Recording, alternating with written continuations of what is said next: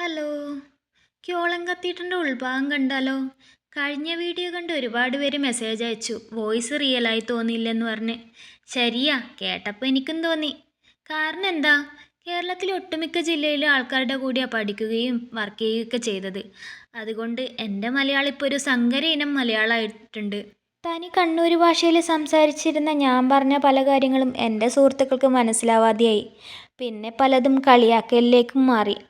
അങ്ങനെയായിരുന്നപ്പോഴാണ് ഞാൻ എൻ്റെ ഭാഷയിൽ കുറച്ച് മാറ്റങ്ങളൊക്കെ വരുത്തിയത്. അവിടെ പുറത്ത് രണ്ടുപേർ ബാഗ് പരിശോധിക്കാൻ നിന്നിട്ടുണ്ടായിരുന്നു. അവിടെ ഒരു പെട്ടിയിൽ ബാഗ് ഇട്ട് ആ പെട്ടിയിൽ കൊള്ളുന്ന ബാഗ് മാത്രമേ നമുക്ക് ഉള്ളിലേക്ക് കൊണ്ടുപോകാൻ പറ്റൂ. എൻ്റെ ബാഗ് കണ്ടപ്പോൾ ആദ്യം അവർ കൊണ്ടുപോകാൻ പറ്റില്ലെന്നൊക്കെ പറഞ്ഞ്. ഞാനാരാ മോള്, ബാഗ് എങ്ങനെയൊക്കെയോ അഡ്ജസ്റ്റ് ചെയ്ത് പെട്ടിയിൽ ബാഗ് താഴ്ത്തി കാണിച്ചു കൊടുത്തു. അങ്ങനെ അവർ ഉള്ളിലേക്ക് കൊണ്ടുപോയിക്കോളാൻ പറഞ്ഞ്. അങ്ങനെ ഉള്ളിലേക്ക് കയറി. പ്രത്യേക ഒരു അനുഭൂതിയാണ് ഉള്ളിലേക്ക് കയറുമ്പോൾ. നാട്ടിലെ ഫ്രണ്ട്സിൻ്റെ കൂടെ പല പള്ളികളിലും പോയിട്ടുണ്ടെങ്കിലും ഇതുപോലൊന്നും ആദ്യമായിട്ടായിരുന്നു. നാട്ടിലത്തെ പോലെ തന്നെ ഇവിടെയും മെഴുകുതിരി കത്തിച്ചു വയ്ക്കുന്നുണ്ട്. അവിടെ തന്നെ പണം അടച്ച് നമുക്ക് അവിടെ നിന്ന് മെഴുകുതിരി വാങ്ങി കത്തിക്കാം. കുരിശിൽ നിന്നിറക്കി യേശുവിനെ മാതാവിൻ്റെ മടിയിൽ കിടത്തിയ രംഗമാണിത്.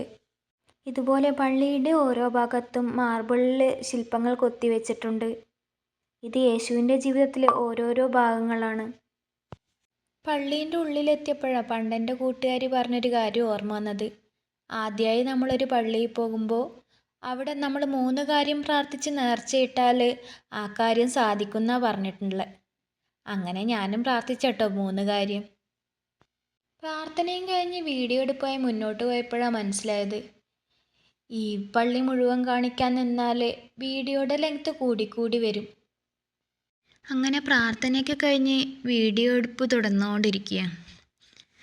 ഇടക്കുള്ളിലൊക്കെ ഒരു സംശയം തോന്നി, വീഡിയോയുടെ ലെങ്ത്ത് ഇത്തിരി കൂടുന്നുണ്ടോയെന്ന്.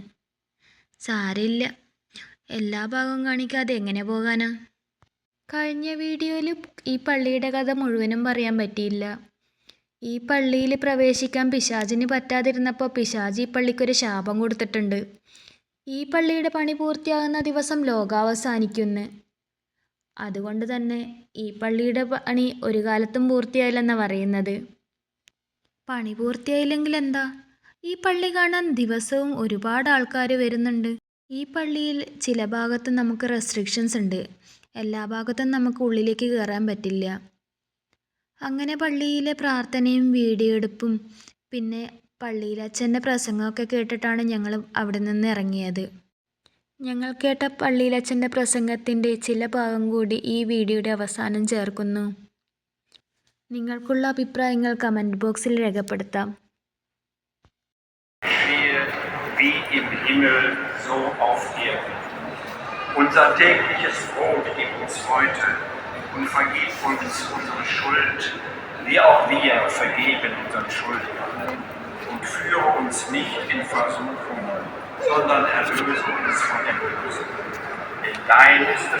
ഇത് കേട്ട് നിങ്ങൾക്ക് എന്തെങ്കിലും മനസ്സിലായോ എന്നറിയില്ല. എന്തായാലും ഇന്നത്തെ വീഡിയോ ഞാനിവിടെ നിർത്തുന്നു. ചൂസ്.